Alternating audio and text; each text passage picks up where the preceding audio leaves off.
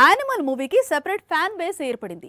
మొదటి భాగమే 850 కోట్లకు వసూళ్లను దాటింది అంటే రెండో భాగం ఏ స్థాయిలో కొల్లగొడుతుందో తెలిసిందే. అయితే యానిమల్ పై స్పెషల్ ఇంట్రెస్ట్ తో ఉన్నాడు సందీప్ వంగ. యానిమల్ క్యారెక్టర్ ను బేస్ చేసుకొని సినిమాల మీద సినిమాలు ప్లాన్ చేస్తున్నాడు సందీప్. యానిమల్ స్టోరీ యానిమల్ 2 తో కంప్లీట్ కాదు అంటున్నాడు సందీప్ వంగ. అసలు సినిమా స్టోరీని ఓపెన్ చేసిందే ఓల్డ్ ఏజ్ లుక్ లో ఉన్న రణబీర్ పైన.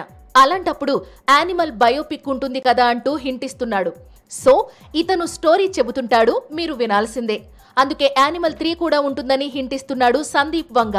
అయితే యానిమల్ 3 చూడాలంటే ఎన్నేళ్లు వెయిట్ చేయాలి అనేది క్లారిటీ లేదు. ఎందుకంటే ఇప్పుడు స్పిరిట్ పై పడ్డాడు సందీప్ వంగ. నెక్స్ట్ ఇయర్ సెప్టెంబర్ తర్వాత ఈ సినిమా షూటింగ్ స్టార్ట్ కానుంది. 2 ఏళ్ల పాటు ఇదే ప్రాజెక్ట్ లో బిజీగా ఉండనున్నాడు సందీప్. ఆ తర్వాత యానిమల్ 2 లైన్ లో ఉంది. యానిమల్ 2 రిలీజ్ అయిన వెంటనే అల్లు అర్జున్ తో మూవీ చేయనున్నాడు సందీప్ వంగ. ఇటీవల ఈ లైనప్ కు సంబంధించిన అఫీషియల్ కన్ఫర్మేషన్ కూడా వచ్చేసింది. సో ఐకాన్ తో మూవీ తర్వాత యానిమల్ 3 పై ఫోకస్ పెట్టనున్నాడు సందీప్ వంగ.